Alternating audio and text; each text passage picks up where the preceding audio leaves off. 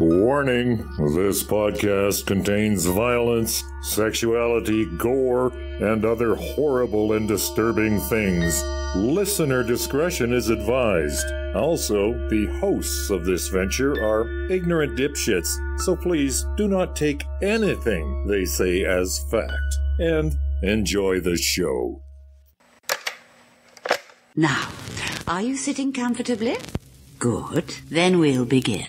Today we had 15 homicides and 63 violent crimes, as if that's the way it's supposed to be. The atoms in your left hand probably came from a different star than your right hand. It is our basic human right to be fuck up. A second plane now has crashed into the other tower of the World Trade Center. Put chemicals in the water that turn the friggin' frogs gay. The defendant shall be incarcerated for the rest of her natural life with no possibility of parole. You are not machines. You are not cattle. You are men. We were somewhere around Barstow, on the edge of the desert, when the drugs began to take hold.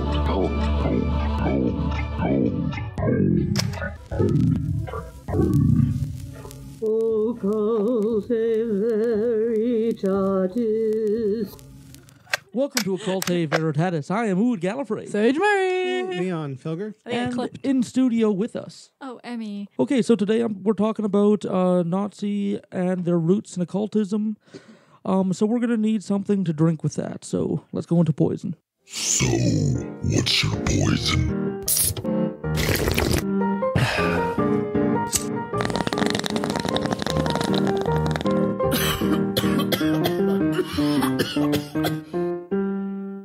What's it called, though? Either Ramune or Ramune, but I have no idea how you say it. It's Ramune. Shirakiku brand. That's an accent aigu on the last aigu? E. Oui. I don't speak French. I speak a little German. That's about it. Anyways, pop Ramune. the thing up. You're going to be real helpful on this episode. Because there's a lot of German that I don't know. Oh, Christ. I'm not that good at German. You're better than me. Okay, so it has a little plunger thingy. So pop the plunger out of the cap. Okay. What? Yep. No, hey, this.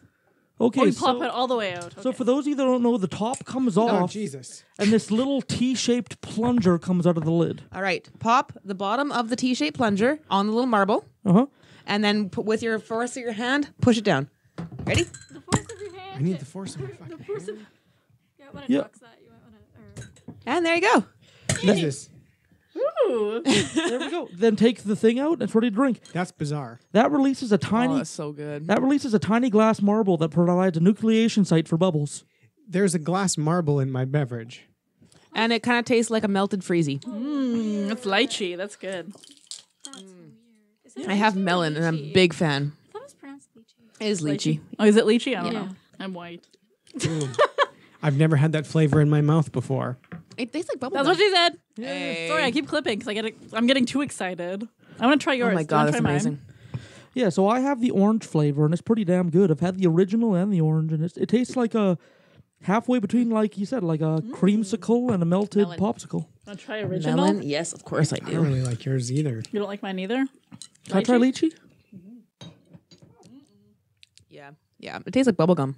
That's what I think, at least. Melon? Do you want to try melon? Melon's really good. I like yours. Melon is less sweet. Yours is sharp. Now that everyone has lip herpes, I'm okay with that. Nope, I don't like yours at all. I, for one, do not have herpes. I sometimes get acne around my lips, but it's the fault of chapstick. Kind of the same, yeah. I get acne on I get like underground pimples, like the cystic ones. Yeah. Right before I'm like supposed to start my period, but I don't. Yeah, but I don't actually bleed. I just get big fat, gross underground herdy zits. Okay. So, opinion from Sage. Delicious.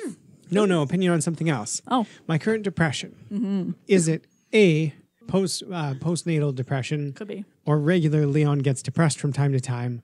Or is it seasonal depression that I was able to stave off longer than usual? I think it's probably a combination of all three. Yeah. Right. Yeah. Trifecta of shit. Yeah. Because like I know when my kid was born, Mr. Sage Murray he had depression. And really? Yeah, and I 100% did. Like I was so full of rage all the time.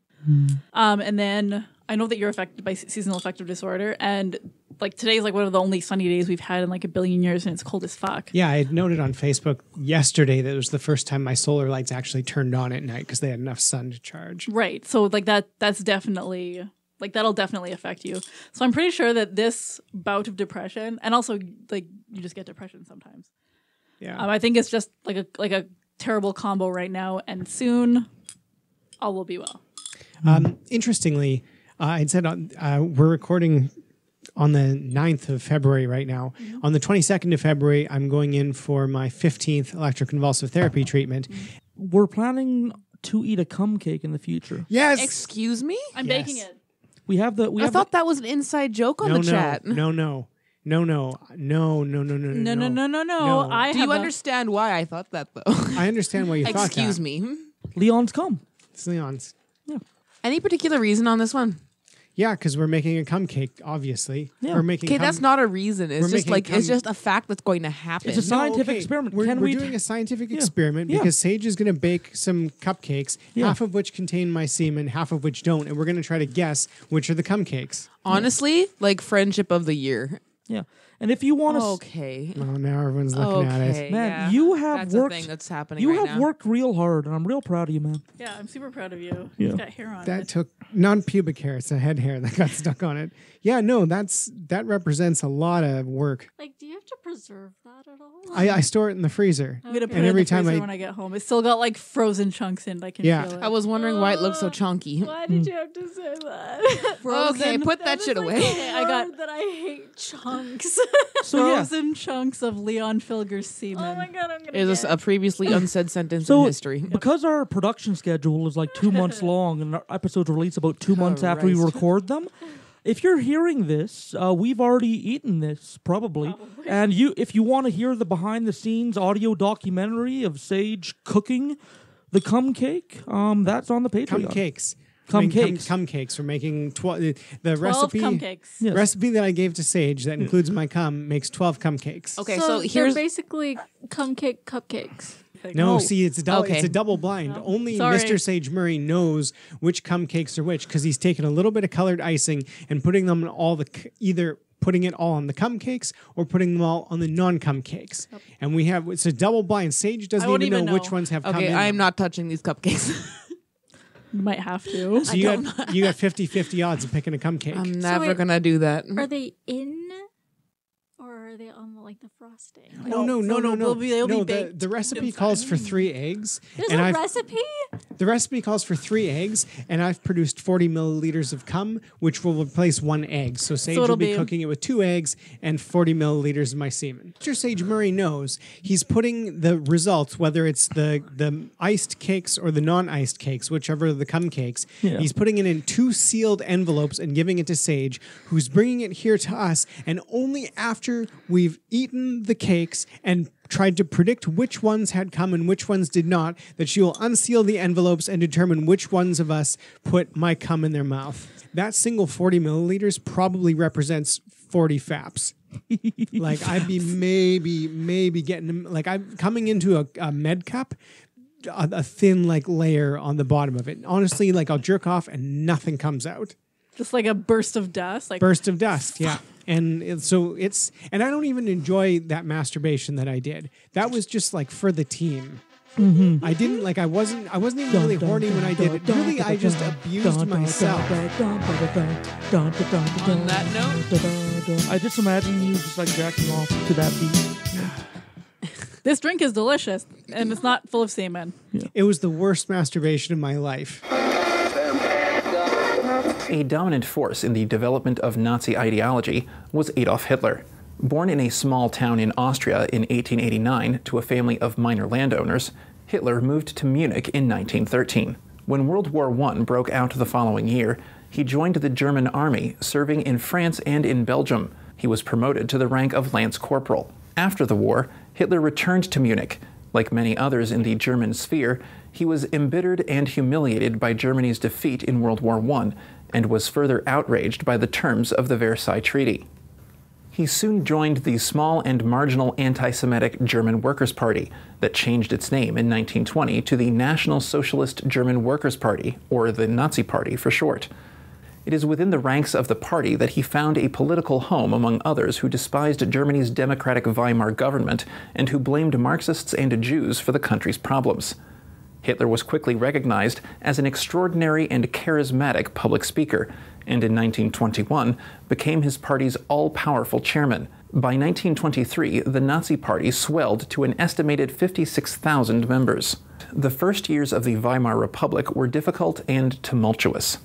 Under the leadership of a social democratic government, the Republic faced an economic crisis, which stemmed from the immense expenditures of war, the damage to industrial production capacity, the transition from a war economy to a peace economy, and the high level of reparations that Germany was forced to pay under the Versailles Treaty. This was accompanied by extreme anti-republicanism, which brought about a wave of political assassinations. In November 1923, at a time when the economic crisis in the Republic had reached a peak, with extreme unemployment and unprecedented hyperinflation, Hitler and his fellow party members attempted to seize control of Germany, beginning with the takeover of the Bavarian government in Munich. The armed revolt, known as the Beer Hall Putsch, failed. Caught and tried for treason, Hitler was sentenced to 5 years in jail, though he only served 9 months. During this time, he was imprisoned in very comfortable conditions.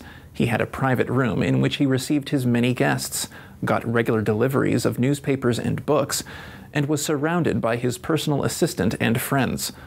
Most of his time in prison was dedicated to the composing of Mein Kampf, My Struggle, his political autobiography in which he outlined his vision for a new future for Germany and the main principles of Nazi ideology or worldview.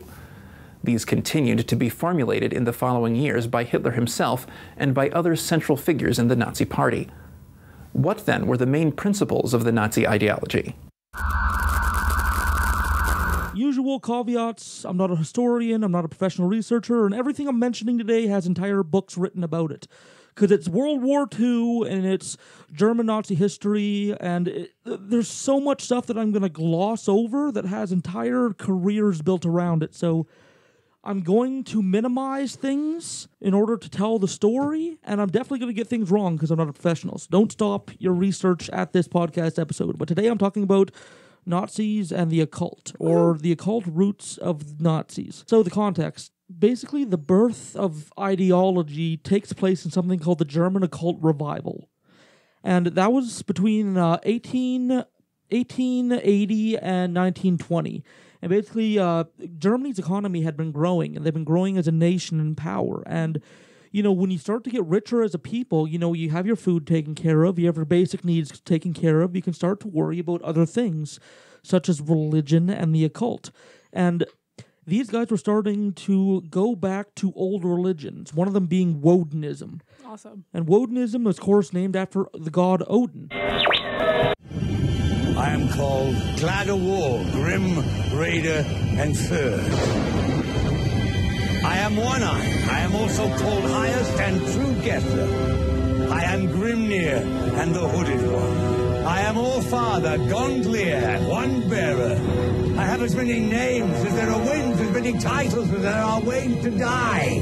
My ravens are Hugin and Moonin, thought and memory. My wolves are Fakey and Gary. My horse is the gallows. I am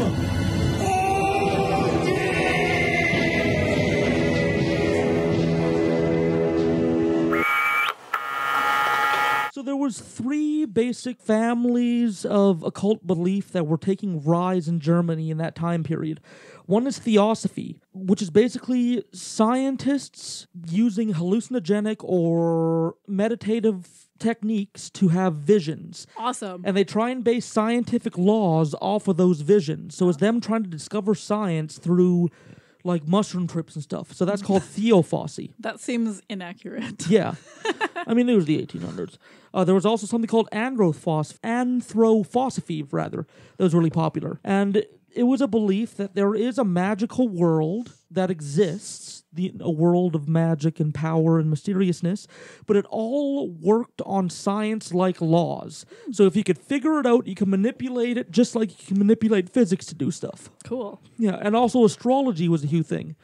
Government positions, jobs, life choices, depending on how much it was in vogue at the time, it determined a whole bunch of important things. Like government positions were given and taken based on what star sign you were born under.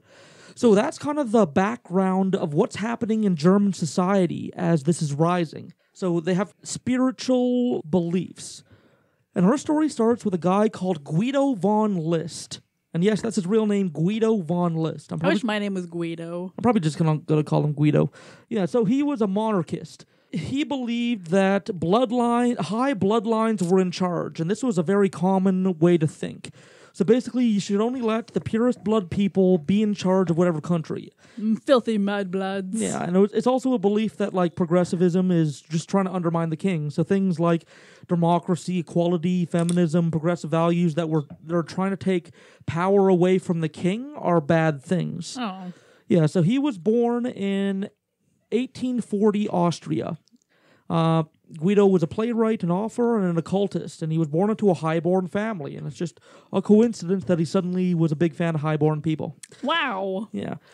He spent a long time amongst the rural population in Austria, and he started to gain a real liking for their paganish beliefs, because the rural people were more into Wodinism than the city people. Mm-hmm. And of course, Wodinism is the reconstruction of the Norse religion, so it has Tyr, and it has Odin, Thor, Hel, Fenrir. Like, all the stuff on the Thor Marvel movies are actually legends within the Norse philosophy. Wodinism also says that the gods are flawed, so these aren't the omnipresent, all-knowing gods. All the gods in Wodinism can be negotiated with. They can be wrong. They can be argued and bargained with and tricked. They're flawed beings. Mm-hmm. They're not all-powerful. And they also believe that there's household spirits and land spirits that exist all around. The household spirits could be quelled by giving offerings of food, and the household spirits were often like sprites or fairies. I can also be quelled by giving offers of food. Oh yeah, and the land and the land spirits were also given sometimes offerings. German farmers would often give offerings, and they thought land spirits, which were named wights in the German language, were classical elves, dwarves, fairies, trolls, stuff like that. So that's the kind of thing. So according to people that believed in Wodinism, these things were real. Mm-hmm. And that's what Guido started to get into. Everything changed in 1902. Guido got a cataract surgery. Is that how you pronounce it? Cataract, yeah. Yeah.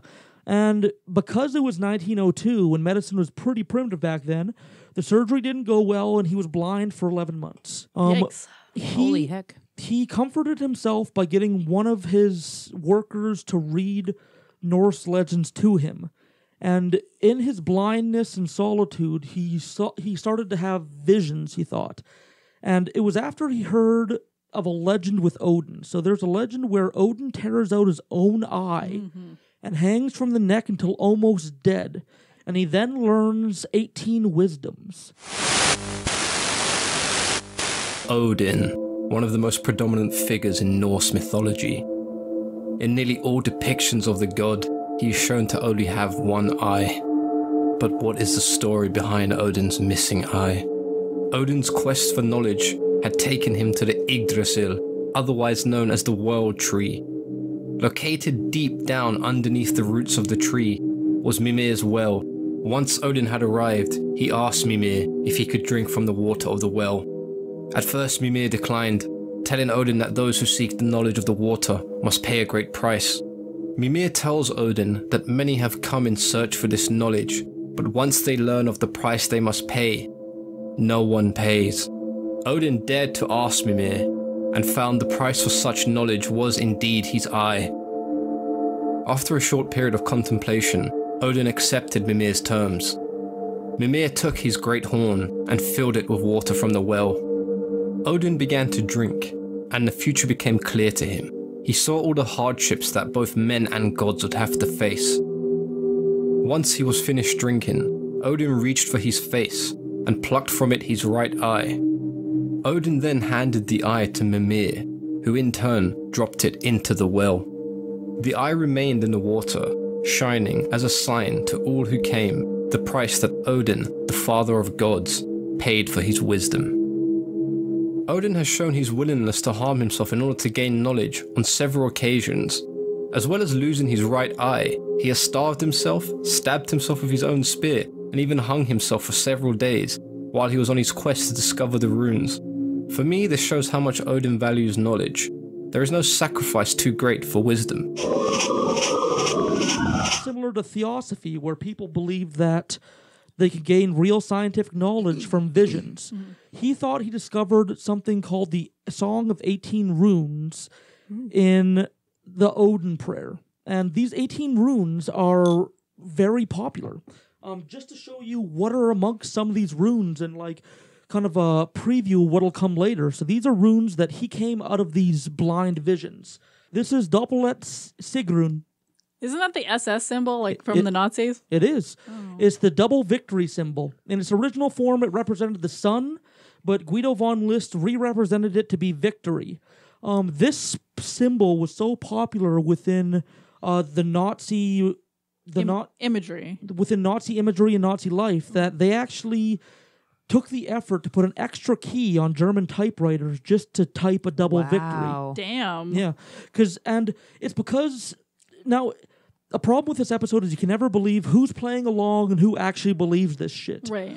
But they had a big emphasis on using Zig Heil so long and using the double lightning strikes because they believed that putting victory on almost everything, flags, uniform, money, documents, would help provide victory forward. They thought these runes had real power. Yuck. Next up is Hagel, Hagal, which is faith in Nazism. Basically, it was a symbolic reference of an unshakable faith in Nazi philosophy. This is the symbol that was put on all SS wedding rings. Wow. And and also SS death head rings. Right, yeah, the death head rings. I just listened to the Joseph Mengele episode on last podcast. Oh, yeah. Death head rings were meant to bless the ones that wear them, and they apparently had a lot of power because there's a lot of symbols built into those rings. Yeah. And the wearers of the death head rings were the ones that ran and controlled the death camps. The Nazi death camps. I am looking this up right now. So the symbol basically looks like an X with a line straight up and down in the middle. Yep. Yeah. Okay, that's creepy as shit. Yeah, so they believe that these are the people that have the most glorious job, so they get the symbol to help them. Another one was Lieben. So it looks like an upside down peace sign without the circle around it. Like a really shitty rake. Yeah, like a Y with an extra up and down line in the middle. Yeah. Yeah, so this is known as the life rune. So this was used on the uniforms and rings of any SS body responsible for the Liebenborn program. The Liebenborn program is the program that matched up racially, biologically, and hereditarily valuable families. Right. So these are the guys that were trying to match up the people they believed had the most Aryan blood. So that they could have more babies. Yeah, so they can have more babies. They wanted the fertility life symbol on their rings.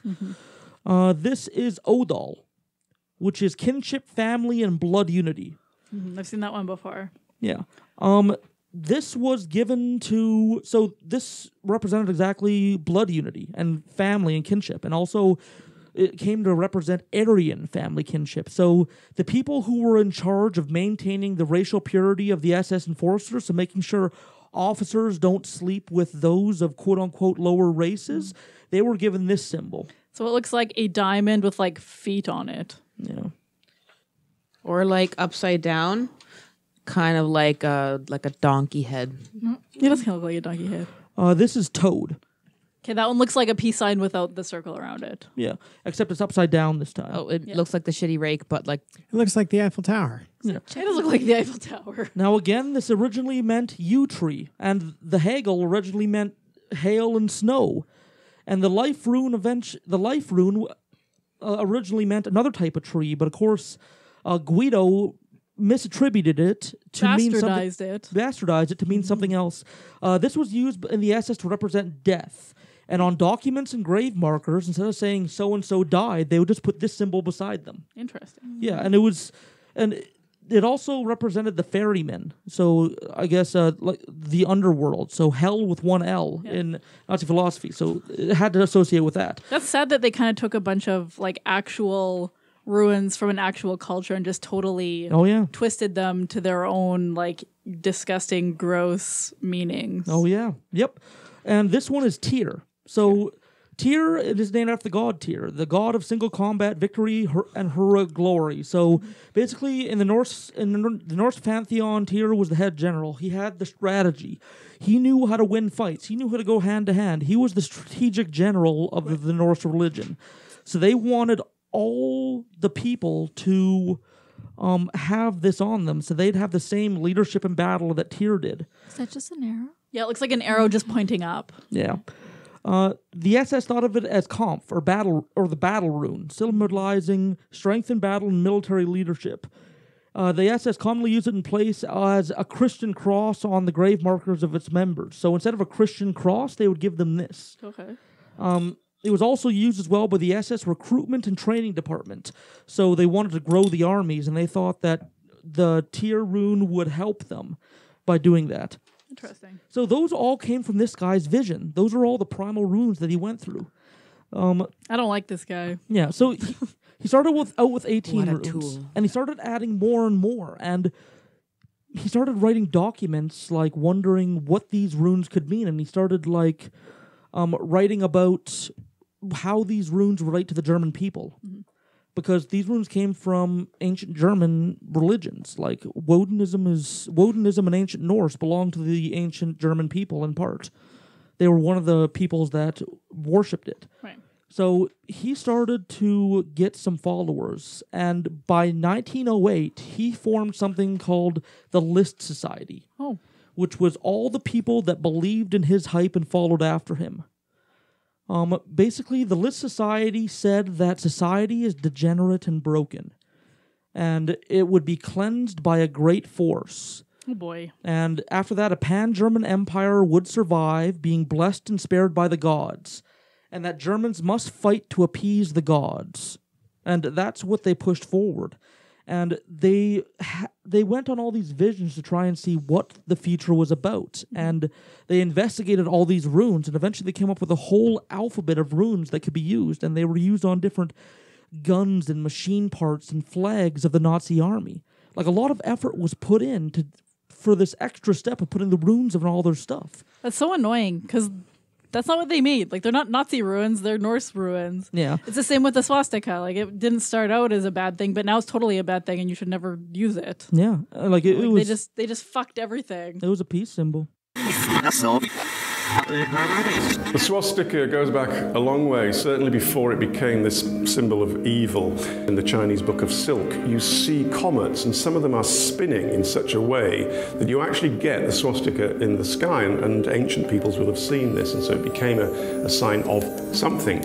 And in the Indian culture, it certainly became a sign of good luck and hope. The Nazis then turned that around. I mean, they physically reversed the swastika, and of course then it became a symbol of evil. And that's really problematic because in our culture it's evil, but you see it over in Asia and of course it's not. And should it be banned here? That's contextual. Obviously it shouldn't be banned in a particular sort of temple, but you might, if you choose, want to ban it, let's say, at a political rally. What happened under the swastika will become ancient history, and only at that point will it fade and its original meaning might rise. In the context of the swastika and a flag, I think in the European context we are decades, who knows, centuries away from it being shown without that connotation. In other parts of the world, of course, it remains what it was, a peaceful symbol. Like, it's sad because I really like the Norse mythology, but like Nazis have their dirty little fingers all over it. Yeah, so Well, if you say that you're into Norse mythology, people automatically assume you're like a soldier of Odin and like don't like black people. Yeah. Right? Yeah. So, and also the List Society also thought that God's nature and man were all on an even playing field. So God wasn't above man, nature wasn't above man. They're all on an even playing field and able to influence and manipulate one another. So they thought they could take control of the gods if they played their cards right. Interesting. Yeah. Well, it's like Greek mythology, how they stole the fire from the gods, Prometheus. Yeah, exactly. So he's one guy in the story. So he's one part. So he formed half the ideology. The other guy was called Jorg Lanz von Liebenfels. Jorg? Jorg? Jorg? Jorg. Jorg. He was born in 1874 Austria. He was a political and radical theorist and occultist, and he became a Catholic monk. Not a cool kind of occultist like you guys. No. It's the dumb kind. Yeah. He became a Catholic monk until he had a revelation. On his... Like you do. On one of his inspection patrols, he found the tombstone of a Knight Templar. Ooh, that's fun. Fancy. Yeah. So, Knight Templars were ancient noblemen that operated from the 1100s to the 1300s. You'll do a whole episode on them. Oh, definitely. They warrant a whole episode. Yeah. But they were rich noblemen that could afford to be highly trained and the best armor, the best weapons. And they actually formed one of the first interconnected financial networks in Europe. They actually formed their own bank. And they were also very prominent in leadership and action in the Crusades. And there's a whole bunch of things that they got their fingers into, but he found the tombstone of a Knights Templar. And he apparently had a revelation, a vision, that the Knight Templars were Aryans in disguise, protecting the bloodline of other Aryans. Oh, boy. And he started to form a theory of the races through theozoology. Like you do. Okay. Now, before I go into his fake bullshit, what the Aryans are, I'm going to talk about who the actual historical Aryans are. Okay. So, the real Aryans come from the Sanskrit word Arya, which meant noble, valuable, or pure, which is one of the reasons why the Nazis stole them, because it's a word that standed for pure. I had no idea that they stole it from Sanskrit. But it's very hard to track ancient peoples. So a lot of times when you read about ancient history, you'll suddenly come across something like, suddenly this giant group of people showed up and moved in. Right. That happens a lot in history, and that's kind of what happened to the original Aryans. Mm-hmm. They were a bunch of cattle herders that suddenly moved into the Indus Valley. The Indus Valley is a little valley in between modern India and Pakistan. Okay. Can I just say right now, this is starting to sound very Game of Thrones-ish with the Targaryens moving near the mountains with the dragons. And they moved into the Indus Valley about 1500 BCE. Right. And they moved into northern India and Syria and a little bit into Pakistan. And they became the populations there today. Okay. Do you want to hear the kicker? I would love to. The descendants of the original Aryans were one of the groups determined to be a lower race by the Nazis when they were planning what they wanted to do with India. Of course. Yeah, so the original Aryans weren't Aryan enough for the Nazis. Just to give you an idea of how fucking ridiculous their thing is. What a bunch of fucks. If you're a Nazi or a neo-Nazi, just fuck you. Yeah. I don't like you. Yeah, so they did... So he created something called theozoology, which stands for God zoology. Oh, God. And so this is what he thought the Aryans were. Aryans arrived on Earth from the stars and they were originally something called theozoa, or god animals. And they eventually turned into humanoid forms. They were 12 feet tall. They lived 800 years. These original Aryans had mystical powers, the ability to read minds and summon energy, and they bred via electricity. Me too. Yeah. And because Jorg Lanz von Liebenfels was blonde, Caucasian, blue-eyed, and tall, he said that those Aryans were blonde, Caucasian, blue-eyed, and tall. Oh my God. What a fuck. Yeah, anyway. What a fuck. Yeah. What a fuck. Turns out all the people that you grew up around, look like these wonderful race from... Who knew? Who knew? So he then started to misattribute actual archaeological findings. So he sounds like the type. Yeah, so back then Java Man or Homo erectus had been found. Right. And it was... and back then they didn't have like that gradual scale of like here's definitely an ape and then slowly it becomes a human. To them, there was a deciding line down the middle. Okay. On one side were the Pithecanthropus, which were the ape mans, and theirs were the Andropithecus, which were the man apes. Okay. Yeah, and in his mind, you were either an ape man or a man ape. There was nothing in between. That's kind of dumb. Yeah, yeah. And I don't even have a good genre of music for ape man, man ape. These first Aryans couldn't resist themselves, and they bred with the ape men. So all of society, all humans are flawed because these early Aryans began to breed with the ape men. And this continued for thousands of years. Now, according to Jorg von Liebenfels, he says that the lower races bred with the ape men more than the higher races. So there were some Aryans that only bred with the ape man sometimes. And there were lower races that bred with the ape men all the time, so they were more ape than the rest. And the lowest of the ape men who bred the most with the ape men were the Jewish people. Oh my God. Jorg just does not seem like a very reputable source. See, this is why I got so frustrated, because I'm talking about all this goofy shit, but this goofy shit led to the deaths of 20 million people. Exactly. You're clipping a little bit there, bud. Yeah, sorry, I'm getting worked up. Thing that he believed in, he believed he could see the amount of Aryan blood by placing people in a dark room.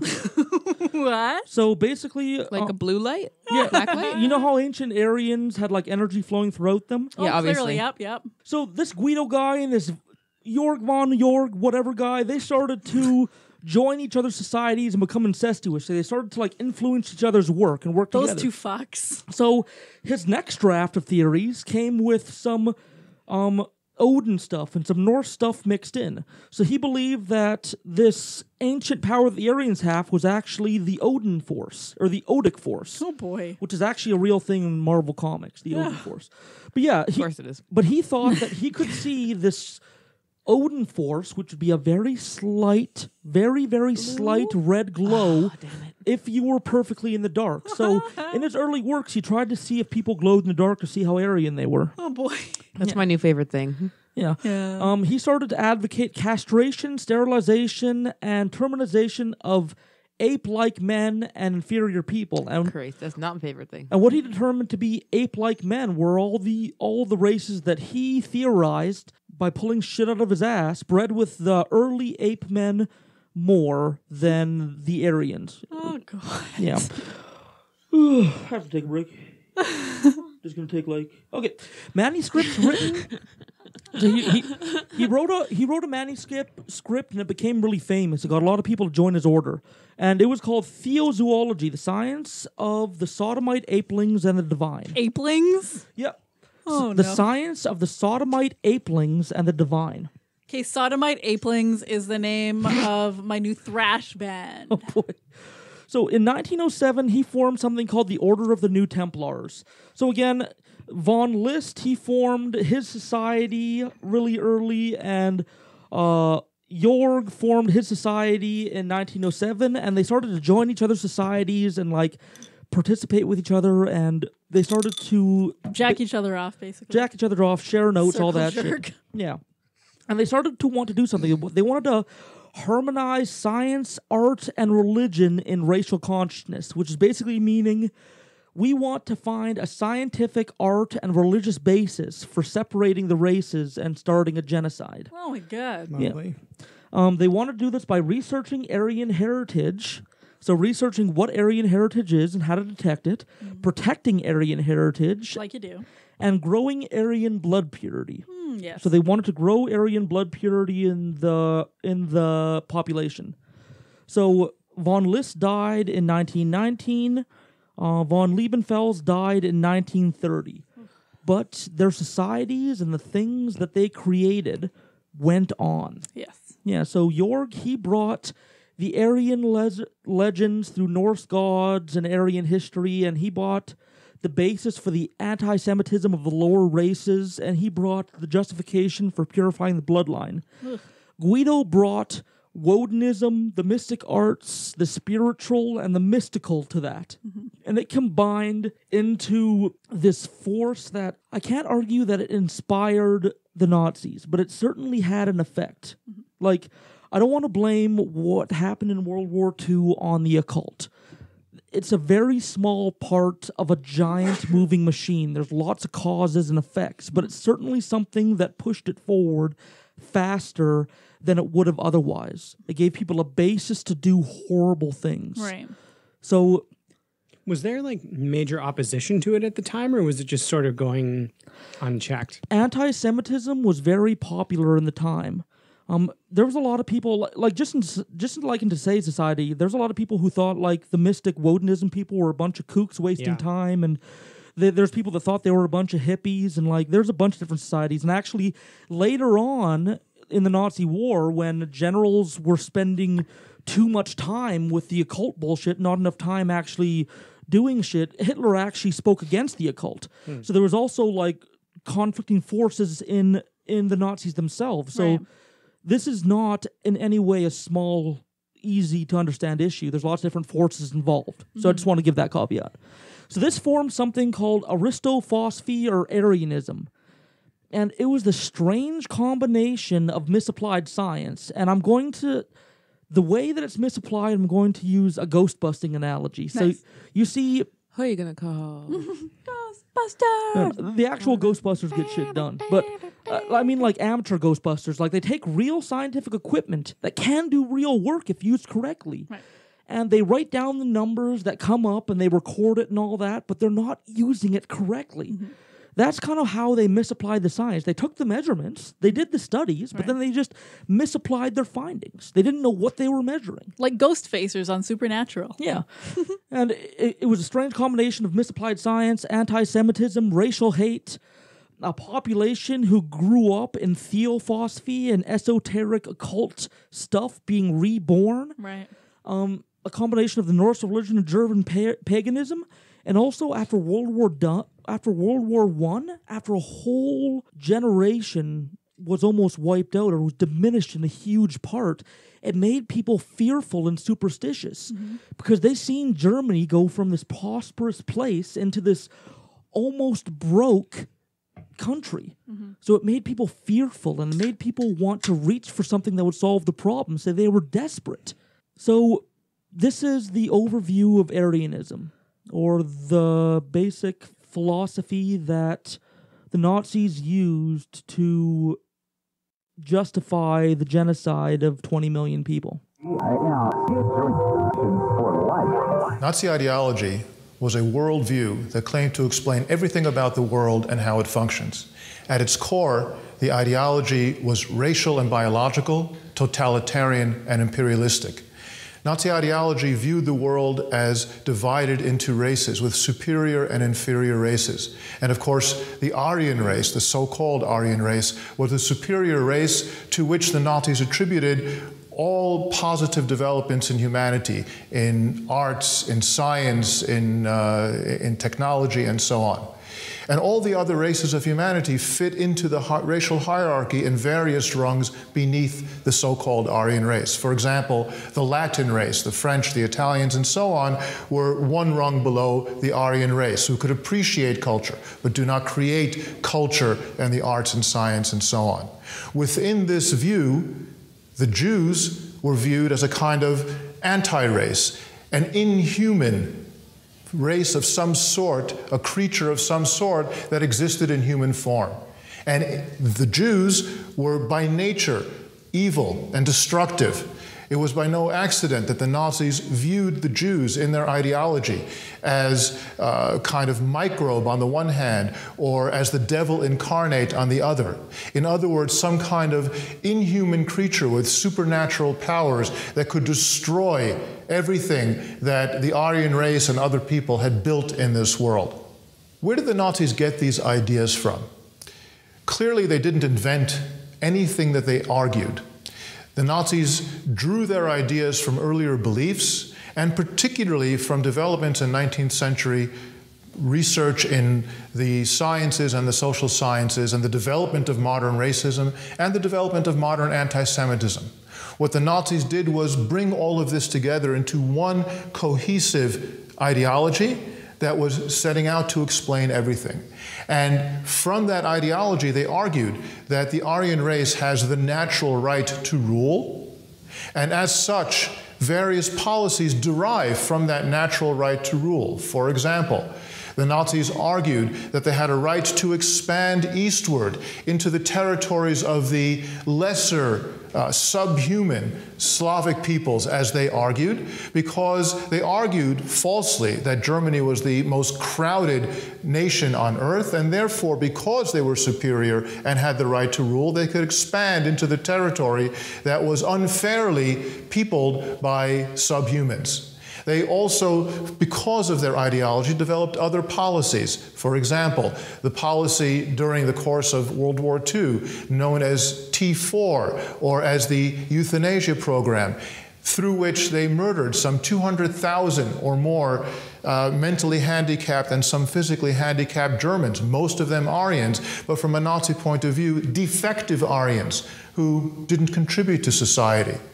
Nazi ideology then set out, as other ideologies developed in the same period of the late 19th century and the 20th century, they set out to develop, as they saw it, a perfect world. And they claimed to have that recipe to develop a perfect world. Such utopian ideas tend to develop worlds that are full of destruction. Nazi policymaking then was the introduction, the newness that the Nazis brought to this world. Not the specific ideas that they brought together from the 19th century, but rather making those ideas, coalescing them into one distinct worldview to explain how the world functions and how it ought to function, and then turning that ideology into the engine for policymaking, first of all for Germany, and ultimately for all the world. And within that policymaking, a special place was set aside for the Jews. The Jews who constituted the greatest threat to the world because of their destructive nature and because of their immutable nature, they cannot change. And hence Nazi policymaking regarding the Jews, which stood at the heart of Nazi ideology, also ultimately was part of what stood at the heart of Nazi policymaking and led in the end to the final solution. In their opinion, the Germans had the most amount of Aryan blood in their systems. Even though they weren't Aryan. Yeah, even though they weren't Aryan. According to them, Germans were the closest to Aryan people. They had the most amount of true Aryan blood. Just below them were the rest of the Indo-Europeans. They had the second most amount of European blood. How did they figure that? Because didn't you say the Aryans were like in India and Pakistan, basically? So wouldn't like modern day East Indians and Pakistan people? There's conflicting accounts and there's lots of misattributed stuff. Arguably there was a group of ancient barbarian Germans that were called Aryan, but back then it didn't mean the same thing, and it was a different formation than the Aryans of India. Okay. And they used weak justifications, but like they had people constantly researching and cherry picking historical data to find justifications. Right. So any mention of blonde, blue eyes in German territory were like, hey, that's the Germans. Yeah. And also they made it so that people who looked German, people who were Caucasian, blue-eyed, well-muscled, like lots of Ukrainians and Eastern Europeans. Yeah, they already had this definition of what an Aryan looked like. So anybody that matched it, they could justify. So right below the Germans were the rest of the Indo-Europeans. So the Dutch, the English, Icelanders, Norwegians, Swedes, the Danish, the Flemish from Belgium. Mm-hmm. Below them were the French and Italians. They believed that the French and Italians had bred more with ape men in the past than any other race. So those were the people that Germans wanted to bring into their Aryan Empire. Those are the people they wanted to mix. Yeah, they wanted to have them. They invited them into their club. Yeah, so it wasn't. Germans definitely wanted to be the kings of everything, but they're also inviting other people who they thought had high Aryan blood with them. Mm-hmm. And unfortunately, that meant everybody else was a target. Yeah. So the number one target were Jewish people. Yeah. Or people of Jewish descent. Of course. And homosexuals. Like gypsies. Romani gypsies. Political dissidents. I'll get into that. Eastern Europeans. Yeah, I'll get into that. So the number one target were Jewish people. And he totally ignored that Judaism is a religion. And not a race? Yeah, and he said that anybody who followed Judaism was Jewish, in effect. So it didn't matter if you were a member of another race of people who was following Judaism. they were lumped in together with everyone else. Okay. The number 2 target were Roma people, so Romani people, people of African descent, so any kind of Africans or people from Africa, any type of Polish people. Oh yeah, they hated the Poles. And because they were an enemy at the time, any Soviet POWs. Yeah. The number 3 targets were the handicapped, the mentally ill, homosexuals, liberals, and something called asocials. And this is something where you start to see the manipulative nature of this philosophy. Asocials, spelt A and then social, were defined as those who did not conform to German norms. Basically, any norm that the government pushed, if you were asocial and you were being an outcast and not following the norm, you were sent away to the camps like everyone else. Yeah. So people in Germany had a pressure to conform or get fucked. Yep. Oh, geez. Yeah, and basically after all those people, so once they exterminate the Jews, Romani, Africans, Poles, Soviet POWs, the handicapped, mentally ill, homosexuals, liberals, and asocials, the rest of the Aryans, so that's the Germans and the Indo-Europeans, would rule over all other races as kings. Oh my God. That was their philosophy. Jesus. Now, once again, I said, I don't know how many of these guys actually believed it, but occultism was definitely used as a tool to fascinate, motivate, and manipulate the German public and masses. Yeah. Yeah. And they used heavy propaganda and social pressure to do that. Occult was used as an oppressive tool to press on the populace to make them willing to give to the war effort. Yeah. And it was basically used as a research ideology to defend the enemy. Anybody who's been through the military, you know the training you go through to kind of like identify what the enemy is and treat them like a target instead of a human being and all that. And this is another type of research they were doing. They were trying to take away a person's humanity by doing research into how much of an ape man they were, how much non-Aryan they were, quote unquote. To take away their humanity. Yeah. And they use this propaganda to push the ideology onto the public. And just some examples of the propaganda. So they have these research corps researching, like, okay, the Swedes, looks like they have enough connections that they're Aryan. Okay, and the Belgians, yeah, they have good.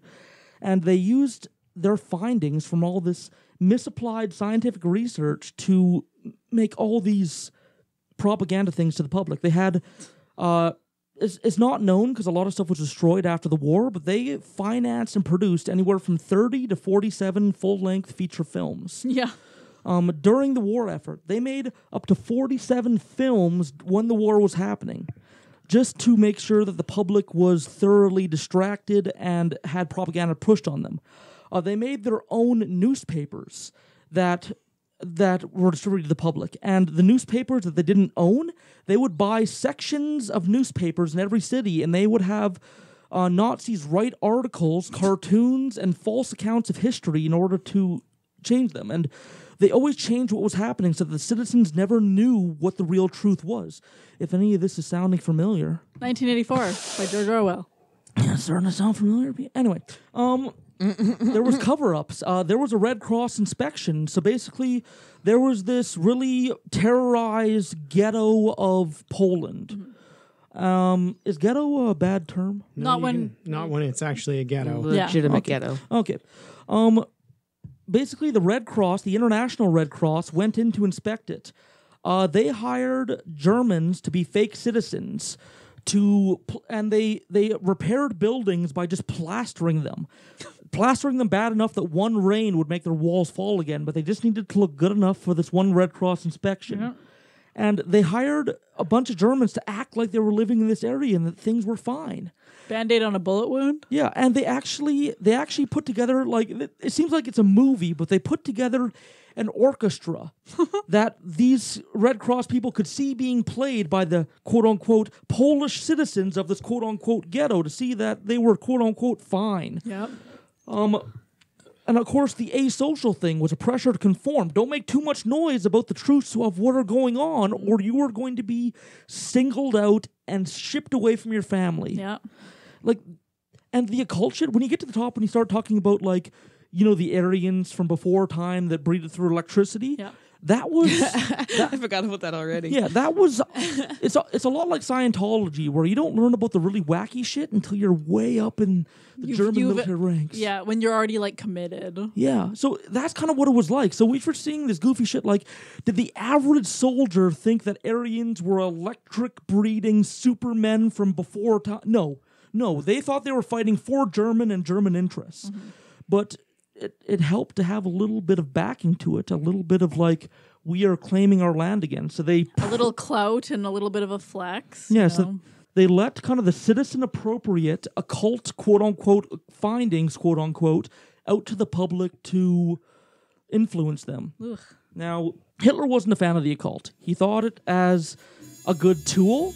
And this is as far as I could find, because a lot of Hitler's personal affects were burned and destroyed by the Russians when they rushed in, and fair enough. Yeah. The Russians had Red Army, the Red Army Choir. Yeah. Yeah. So. Yeah, he had his main motivation was expanding Germany and bringing up the lives of German people. He wasn't really interested in legends, artifacts, magic, rituals, runes, but a lot of the people that worked directly with him and around him were. Yeah. There was something called the Thule Society that formed at the start of World War II. And this is what makes me think that a cult may have had a bigger influence than most people think. Mm-hmm. So these were the people that were a part of the Thule Society. And the Thule Society basically were true believers that had full knowledge of the full theory of the Aryan past and bought into it. Yeah. And they used runes in their personal life in order to influence things, and they prayed to the Norse gods. Like, they were true believers. They were fully invested.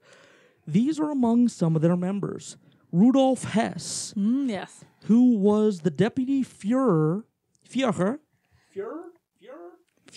Just say Führer. Führer, second to Hitler. So if Hitler would have died during the Second World War, he would have taken over for him. Yep. He was, quote unquote, the vice president. Yeah, he was a big deal. Yeah. Also, all these people are responsible for genocide and war crimes of their own. So they're all garbage people. Yeah. Hans Frank, who's the chief jurist of the German legal system. Yeah. So at the tippity top of the German Supreme Court, he was a member of the Thule Society. Hermann Göring. Yeah. After Rudolf Hess was captured by the Allies, Hermann Göring was the deputy Führer after that. So again, the vice president of Germany was a true believer and had Hitler's ear at any opportunity. Erich von Hausen, Hitler's speaking coach, speechwriter. He's the one that taught Hitler how to speak to the masses and be charismatic. And he was fully into this shit. Max Amann, the business manager of the Nazi Party and the German military. So the guy that decides where all the money goes was a true believer in this shit. Yep. Heinrich Himmler.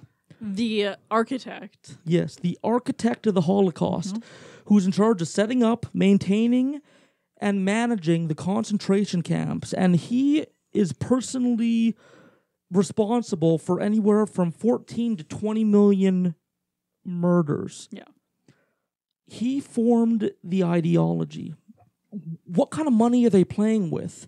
So this is the question. The Nazi gold, was it laundered or spent? So there's a lot of, we don't know where a lot of the gold went because they were funded by stolen golden money from... And teeth. Oh, and teeth, yeah. So imagine the life savings of tens of millions of people. You're invading these countries, you're taking over their homes, and you're robbing the life savings of tens of millions of people. Got a pretty penny there. Yeah, some people estimate that they had as anywhere from $30 to $80 billion worth of gold. Yeah. And also some of the countries that they took over also paid them like fines, quote unquote. Yeah. And equaling to 9.8 billion of today's money. So they had lots of money to use. Now, of course, they're fighting a two-front war. War is fucking expensive, so even that massive amount of money is being spent left and right. But something they financed were a bunch of expeditions. And the center of the expedition was a castle called Wewelsburg. Money can't buy victory. No. I mean, it can help victory, but you can't buy victory with money. Right. So they were looking for something to help them win the war, and they needed to find a solution. And they wanted to access the god powers of the original Aryans. They thought if they could get the soldier... Oh my God. Yes. They thought if they could access the god powers of the original Aryans and get it amongst the German troops, it may help. And all these people in the Thule Society were true believers that were on board with this shit. Mm-hmm. So they bought a castle called Wewelsburg. It's beautiful. Oh, yeah. It's a beautiful castle. Yeah. They made plans for it to be the center of the German world after a victory. So basically... It was going to be the center of all of Germany once Germany owned the world. It had its own concentration camp of labor slaves. It had its own power plants built, its own farms constructed to feed the people within. It had roads constructed to it. And it had a whole bunch of infrastructure built around it. A lot went into this place. And it became a center of Aryanism study. They brought in hundreds of scientists, mystics, and philosophers to work there. In fields such as... Scientists? Oh, yes. Mystics. Yeah. Philosophers. Yes, and something that the German... Like, a lot of German academics left the country and refused to work with the Nazis, but a lot of them still chose to. And the German academic community not only provided them with resources, they also provided them with their research notes and their tools and their equipment so they could be used in the castle. So a lot of the German academic community was complicit in this. Yeah. And a lot of the scientists, mystics, and philosophers in fields such as phrenology, history, the occult, prehistory, genetics, biology, like all the different sciences were brought together. Phrenology is not a science; it's about bumpy skulls. Yeah, and it would be, and like I said, it would be easy to blame this all on pseudoscience, but there was actually actual scientists and experts doing actual work there. Right. But I'll allow it. All the research was being cherry-picked and misapplied. It was like a research corps where the goal was to just cherry-pick the useful stuff to further your opinion, your goal, and your end game. Well, it's like picking through shit for sweet corn. Yeah. And Himmler... that's a gross analogy. Sorry. And Himmler, he wanted people to be blessed in this tower. He wanted to build it so that occult shit could happen here. So he planned that all Aryan marriages took place at the castle. Oh, boy. So... You know when they were matching people who they thought had high Aryan clout? Yep. The marriages took place at the castle. It was the center of many meetings, and when somebody got a promotion, it was the center of a lot of initiation ceremonies, and it was often used for war planning. Most of it was pretty standard stuff. There were storage rooms and research centers, but the North Tower had 2 rooms that were especially occultish. One was the SS General's Hall. So... It had a black sun made of 12 sig runes in the center.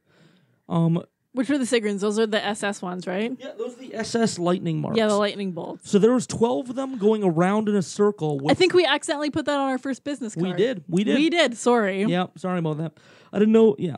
Yep. But yeah, so our bad. So basically, the 12 highest ranking SS generals would surround. I guess had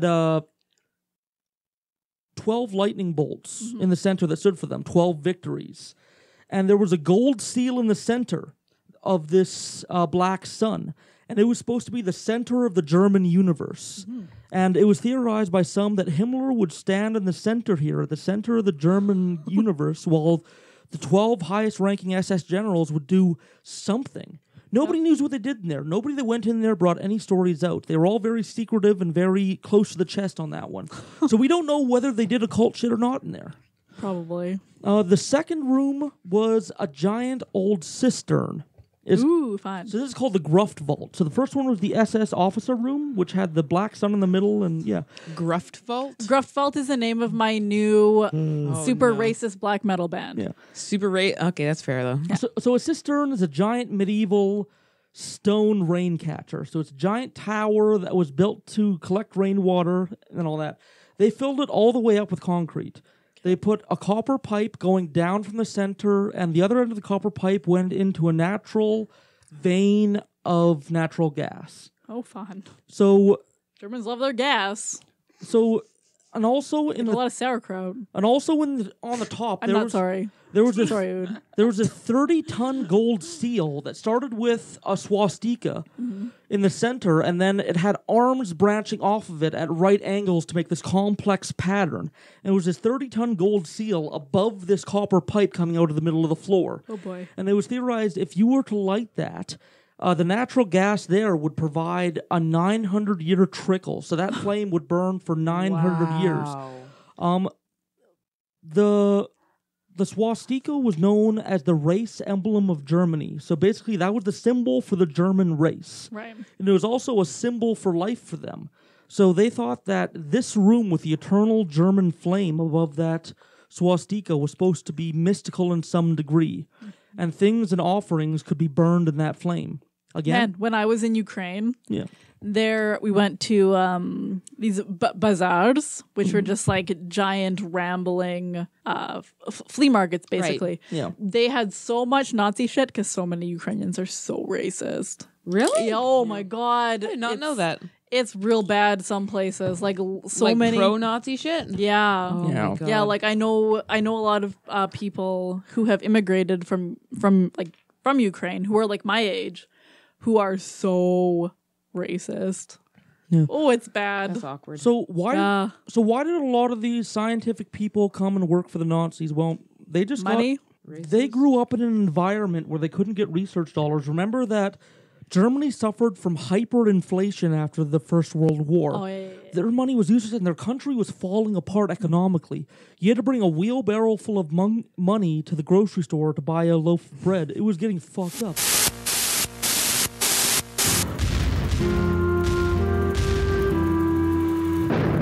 World War I lasted from 1914 until 1918. In the end, much of Europe was in ruin. The Allies had triumphed and Germany had been defeated, and it was time for payback. The Allies, though America objected, presented the German government with a bill for 132 billion gold marks. That's billion with a B. It was twice Germany's annual income. Desperate, facing a bill they didn't have the money to pay, the Germans did just what America's Continental Congress did in 1777. They fired up the printing press and pumped out the paper. At the end of the war, $1 would buy roughly 4 marks. 5 years later, $1 would buy 4.2 trillion marks. That's trillion with a T. Ordinary citizens suffered the most. Germany's birth rate fell and the death rate rose. Infant mortality climbed by 21%, and on the black market, cigarettes became the new money. The government's money was so worthless, a whole wheelbarrow of it couldn't buy a loaf of bread. You might as well use it for wallpaper, for kindling. By 1930, all that crazy, out-of-control printing of money had destroyed the economy of Germany. The rest of the German public was poor too, because they were all giving to the war effort. Right. So there wasn't much money for science, but you know where there was money for science? If you work with the Nazis. Yep. They will Nazis had all the money. As long as you're researching Aryanism in some degree, the Nazis would fund you. So a lot of them signed up. Yep. So self-preservation. So the society formed known as the Anaraba. Ooh. Which is called the Ancestral Heritage. And it was an archaeological wing of the research corps of Germany. It studied archaeology, anthropology, folkloristics, which is the study of folklore and old tales, runology, musicology, the study of music, classical studies, the study of classical written works, biology, zoology, astronomy, medicine, and botany. And Himmler used the findings of all these researchers to justify the Holocaust. That's awful. Because those are all like good things that he had twisted and perverted. Oh yeah. To meet his own like gross, shitty, stupid assumptions. And the thing is, we never really know what exactly took place in this tower. Like, we only have the accounts of the people that worked there and survived.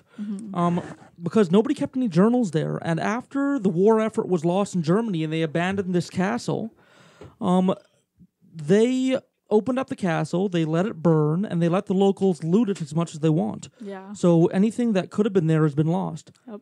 Yeah, so Unless they smuggled it to Argentina. Yeah. So the like last many Nazis did. And like that's kind of the end of the German story, because as the war effort went on, they started to care less and less about the occult, and they focused less and less because they were losing. The Red Army was pressing in, the Allies were pressing in, they were running out of money, running out of ammunition, running out of resources. Right. They were having to conscript both people who were super young, like people who as young as 8 years old, and people who were as old as 70 were being conscripted.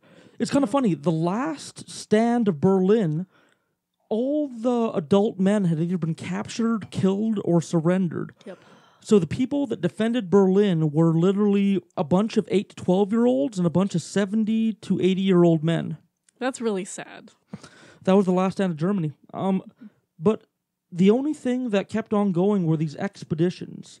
This German research corps, the Anaraba, or the Ancestral Heritage, went on all these expeditions around the world. They went to Karelia in Finland. And all these are kind of womp fails, because they were trying to look for fake magical bullshit about ancient Aryans, and they weren't finding it. So in Finland, in Karelia, they knew someone who knew an old Finnish folk song, and they thought maybe they knew some history, but they didn't. They interviewed a soothsayer who said that she saw them coming. Oh, yeah, me too. Yeah. I saw that in my tarot cards. Yeah. How many? She says that to everybody who walks in the door. I saw you coming. Yeah. That's what I would do if I was a professional card reader. Yeah. Bohu Salon in Sweden. There were some petroglyphic rock carvings. Petroglyphic means that they kind of like carved the outsides, like just, on the outsides. It was made, so there was 300 miles of rock, and there was a whole bunch of these drawings, and they studied them. They thought they had some Aryan heritage, but they were just doing fairly standard archaeology and anthropology. Mm-hmm. In Val Camonica in Italy, there was 140,000 carvings over 7,000 years of history around this mountain range. Like an excellent amount of archaeology, like a fantastic archaeological site. But they were looking for Aryan bullshit, so they didn't find anything important. Yep. So they just cherry-picked what maybe they would help provide their end. Yep. They went all over Germany, because Germany had access to them. And they analyzed and scoured the land. So that's why Germany has such a good archaeological record, and why they have so many good sites, is because they went over their own land like looking for a needle in a haystack. Yeah, like with a fine-tooth comb, looking for something to support their bullshit. Yeah. So that and like you might start to see that, like, oh well, maybe they are doing some good here, but no, you'll find out in a bit here. In France, they took what they thought was an Aryan tapestry, because they thought it depicted a war of the ancient Aryans, but it was actually just the English fighting the Turks. Oh, boy. They also looked at the many examples of cave art in France and didn't find anything about the Aryans there. They went to Tibet, China, and Japan, and they were searching for apparent ancient Aryans that once ruled the land. They believed that there was some ancient Aryans, and remember, they thought Aryans lived to be like 800 years old and were like 12 feet tall. Yeah, so they were looking for Aryans that were still alive. Couldn't find them. Can't imagine why. So they went to Maun in Germany, where a lot of Neanderthal remains were found. This is something that started to, I guess, amplify the occult war effort, because they found more examples of what they considered ape men, and they thought, oh, these are the fuckers that the Aryans were breeding with. Found them. Yeah. So they used that backwards justification. Poland. Now, Poland was hit fucking hard. Now, I say that they did some fairly typical archaeology and anthropology here. Yeah. Here's where they take like 2 steps forward for doing some good archaeology and like 10 steps back. For being shitheads. Well, Poland had nearly all its museums, galleries, scholar spaces, schools, hospitals stripped of all research and artifacts. Ugh. Anything that they didn't find useful, they destroyed and burned. Yep. Like an entire culture's worth of research and knowledge was burned. Well, even in Germany, like before the war, they had a thriving sexual health and like sexual identity. There were tons of trans doctors and stuff doing amazing trans and LGBT like rainbow community research, and they burnt it all. Yeah. Wow. The Nazis are a bunch of fucks. Yeah. They went to Crimea in Greece, and they found a bunch of Greek and stone artifacts, because they thought that the Greeks may have been like along the lines of the ancient Aryans, like the step after the Aryans. Yeah. They found a bunch of Greek and Stone Age artifacts, and anything that wasn't important, they destroyed. Ugh. Yeah. They went to the Ukraine with a bunch of botanists. Just Ukraine, not the Ukraine. Sorry, they went to Ukraine with a bunch of botanists to catalog plants, because apparently the Ukraine has a lot of like good herbal plants. Ukraine. Did I say the Ukraine again? Yeah. Why do people do that? They're wrong. It's just Ukraine. The Canada. Something that they found that they thought was really important was called the Tacitus manuscript. Okay. So Tacitus was a Roman historian, and he wrote something called On the Origin and Situation of the Germans. Oh boy. And they thought, holy fuck, we found it. We found the source of him talking about, but it was just the story of barbarian German hordes that were coming down, that took down Rome. If you don't know the end of Rome, barbarian Germans from ancient times helped take it down. Wouldn't that have been Prussians? Because I don't think Germany was a thing. Well, it was ancient. Yeah, I think so. I forget the exact moniker. Yeah, I think it would have been Prussians. Yeah. Because it was Russia, and Prussias were like Germans and Austrians. But Tacitus, the title of his document was On the Origin and Situation of the Germans. Interesting. Yeah. I'd be interested in looking more into that. Yeah. I absolutely could be wrong. If I'm wrong, tell me I'm wrong. Yeah. Please tell me I'm wrong. But they never found this out. So there's one mystical hero in this story, and it's not a Nazi. It's not a Nazi. Yeah. So holy shit. Yeah. So the reason that the Germans never found out it was just about a bunch of barbarians sacking Rome is because a guy named Aurelio Botticelli Malta. That's a good name. And he was known as the last knight of Malta. And the Knights of Malta were an order of knights from the 1800s that swore to protect all faiths, religions, and races. Right. So he thought, they're just going to use this fucking thing to justify their bullshit, so I'm going to hide it on them. And he hid it, and they never got it. Oh, awkward. Yeah. Also, the last place that they went was called New Schwabenland, or New Swabia. A few hundred miles from the North Pole, American Coast Guards lower depth charges into the pack ice and blast a channel to secret German bases established off the Greenland coast.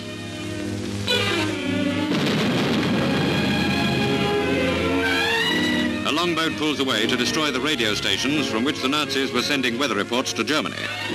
When the German expeditions installed themselves there, they sneaked in plenty of supplies.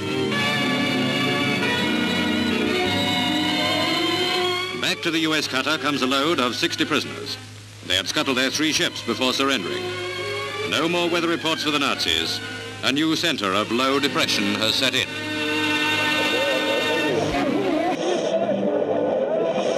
So they claimed 612 landmarks. They made 51 bases. They placed Nazi flags along the border of what they thought was their space. And it went across a whole bunch of other countries' spaces because a lot of countries were fighting over Antarctica back then. But they claimed about 600 square kilometers of space, which is about the size of France or the Ukraine. Sorry, or Ukraine. Yes, you nailed it. There we go. Love you. Yeah, so, and that's really all I could find. Like, a lot of the stuff has been burned or lost or looted. All the Nazi gold, we don't know whether it was spent or whether it was really cleverly laundered, never seen again. I bet some of it's still hidden. Oh, yeah. Yeah, I bet it's like down in Argentina or like Paraguay. Yeah. There's legends of a German train where all the boxcars are full of gold hidden in the mountains. Let's go find them. Yeah, like, who knows? And like, there was some evidence that they gave a whole bunch of gold to the Swiss bank under a false identity, and they only got a little bit back at the end of the year. So they're like, are they? So it looks like they're laundering it, but were they laundering it? And like, they burned a bunch of their shit, and they went with a bunch of like scorched land territories. So a lot of the stuff, a lot of their activities are hidden. We don't really know what they were up to internally. We just know kind of like the outside influences of their like mystical bullshit. Right. Yeah. I love that. Outside influences of mystical bullshit. Yeah. I like that. I like you. Oh, I know. Oh, I know. So this point I wanted to make enough. There's people that listen to this podcast that are occultists. And like our fans are occultists. But I'm talking about like people who practice like paganism and stuff. I want to make sure as the final point that we're not blaming the occult for these activities. No. The occult is just a belief system. Kind of whatever you make it. If you be shitty with it, then you're shitty. And if you're not shitty with it, then you're not shitty. Yeah. And it wasn't all to blame either. It wasn't the only justification. Like, there was the occult was one small part, so of the radicals influencing Hitler. So there was a bunch of people pulling Hitler's ear that had this occult thing. But there's also greed and bigotry and far-right ideology and glory and fascism were all mixed together to create this terrible, disgusting stew. Yeah. Like, I want to make clear that I'm not blaming the occult. The occult was just a context where evil took place. Yeah. And also the people that gleaned these tiny little pieces completely twisted their original meaning to a nefarious end. Yeah, the Nazis would have been no less evil without the occult. Right, yes, right, yes. right. That's a good way to put it. Yeah. I think that's a good note to leave on. So, with Occultae Veritatis, I'm Huda Gallifrey. Sage Murray. Leon Pilger. Oh, Emmy. Okay, have a good night and do something happy, because I'm fucking tired of Nazis. Me too. Love you, bye. Bye-bye. Oh, yeah, let's go home.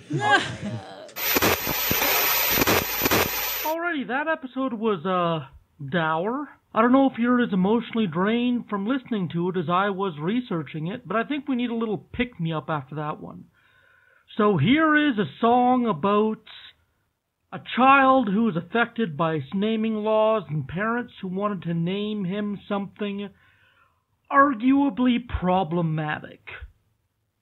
This comes from an evening of stories and sounds with Chandler Dean. So this isn't the kid who was named something funny, but this is adapted by Chandler Dean to be performed. And this is music by Blake Oper, Omer Berger, and Grant Martin. Hope you enjoy.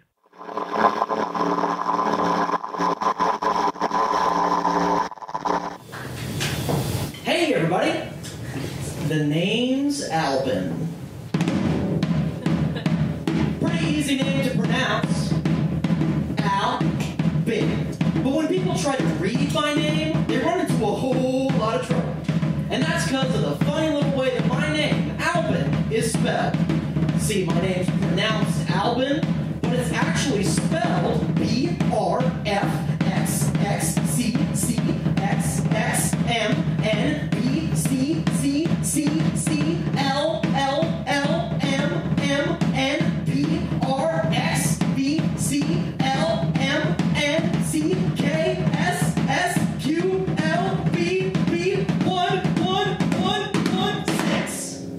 Did you get that? I'll go through it one more time. It's BRXXCCXXMNBCCCLLLMNNPRXBCLMNCKSSQLBB111116. The 6 is silent. And so is every other part of it. And then just say Albin, and that's how you say my name. Okay, so you might be thinking to yourself, what the fuck? And that's a good point. So let me just take a step back for you. I should start by saying that I'm a hypothetical person. My parents tried to name me Albin, but then they ran into a little bit of trouble. Because they lived in Sweden, and other than fish and Vikings, Sweden is known for its naming law. Okay, long story short, every name of every baby born in Sweden has to be approved by the government. It's true. This was enacted in 1982 because apparently some of the names of our noble families were being used by some non-noble motherfuckers. Now, the law says in Swedish, which roughly translates to, first names shall not be approved if they can cause offense or can be supposed to cause discomfort to the one using it, or names which for some obvious reason are not suitable for a first name. Now, I believe my name would fall under reason number 3. Anyway, back in 1991, my hippie Swedish parents thought the law was stupid, so they retaliated by giving me a stupid name. But apparently, Albin, spelled 111116, was not a suitable name by the standards of the Swedish government. So my parents caved in, right? So they decided to change the spelling of Albin to A. That's it. Just the letter A. Pronounced Albin. But the government wouldn't let them do that either. So now I named something else, which I couldn't find online. But rest assured, it's a government-approved level of easy to pronounce this. And it's nice to be normal, but sometimes you want to be unique. unique. Sometimes you want to have a funny story. And it's days like that when you wish deep down that the world would just let you be.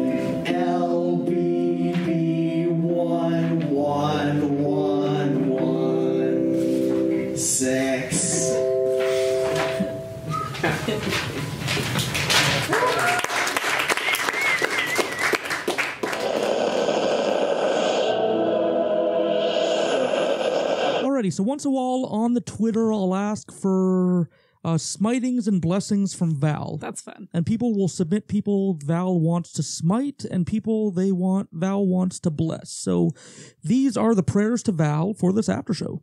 Oh, and by the way, I'm Mood Gallifrey. I'm Sage Murray. Leon Filger. And you're with the after in show. case you were confused as to where you were. Yeah, it's the after show. Yeah, hey, what's up? Okay, so for the first smite is Brett Kavanaugh. Fuck that guy. Yeah, fuck him. Yeah. Rapist. For those that aren't aware, he's the newest Supreme Court justice, unfortunately, on the Supreme Court, and of the United States. Not only is he a rapist with multiple accusers, he's now working to dismantle the Roe v. Wade. Yeah, Roe v. Wade. Yeah, Roe v. Wade, yeah.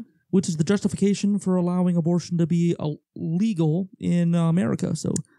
Which is pretty important. Yeah. And also, he has a calendar, you guys. Check his calendars. Yeah. He didn't have time to rape people. It's all in his calendars. And he lied through his teeth. He said that a devil's three-way was a drinking game. It is not. It's not. It's not. He said felching was farting? Yeah. No, that's putting alcohol up your ass. Yep.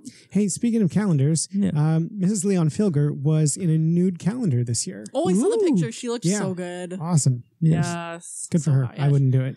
Yes. Amazing. I'm not attractive, though, so it's best that I don't. Yes. Yeah, so Val, please smite Brett Kavanaugh. Yeah, we hate him. Next up, R. Kelly. Fuck R. Kelly. him. Yeah. Call back to my R. Kelly episode. Go back and listen to that one. He's just a sick fuck. I want you guys just to give a little bit of a good job to Sage on this one, because she beat the official giant documentary by a few months. I did. And that I want my attaboy. Yeah. Attaboy. Thanks. Yeah, we did it without the documentary. Yeah. Yeah. And now that R. Kelly's a big thing, we're like, people are starting to find the episode again, which is nice. So yeah, but if you didn't know, R. Kelly runs a manipulative sex cult where he prevents women from talking to their families and he brainwashes them into being abused. Yeah, and he also sex with 14-year-olds. Yeah. Next up, Kevin Spacey. Kevin If you've Spacey. watched American Beauty, that's who he ended up really being. He was not playing a character in that movie. Yeah. He was just gross. In the same way Louis C.K. was not playing a character in any of his stand-up. When he talked about his horrible, sick sexual fantasies, that was real. Yeah. And plus he put out a really tone deaf video. In his character as Frank Underwood on House of Cards, he used his character as Frank Underwood to deny the people who accused him of raping them. It's just, okay, clip here. I don't care if come after me, Kevin Spacey. Copyright claim it. Go play fuck it yourself, Kevin Spacey. Yeah. I know what you want. Oh, sure, they may have tried to separate us, but what we have is too strong. It's too powerful. I mean, after all, we shared everything, you and I.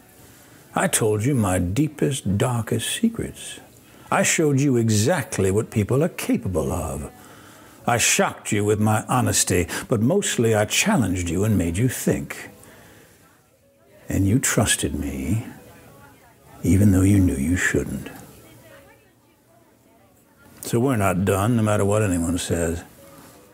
And besides, I know what you want. You want me back.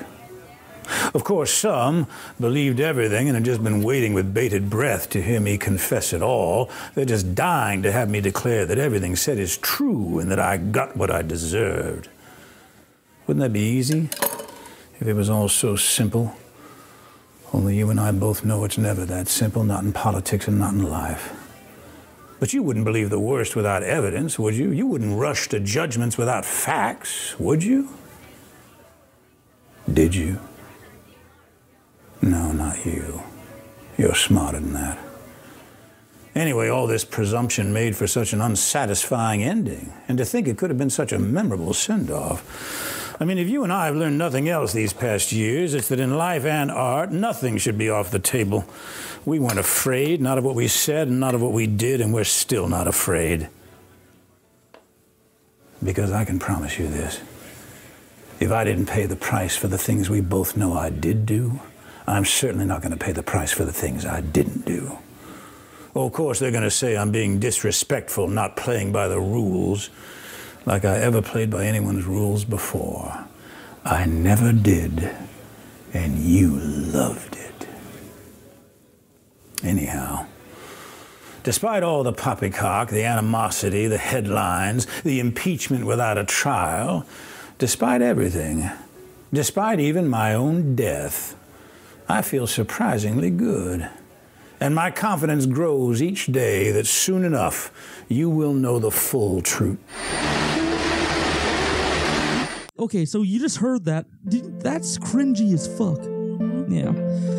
So yeah, Val, Smite, Brett Kavanaugh, R. Kelly, and Kevin Spacey. Yep. Those guys suck. That's what she said. Did I say that already? Yes, I did.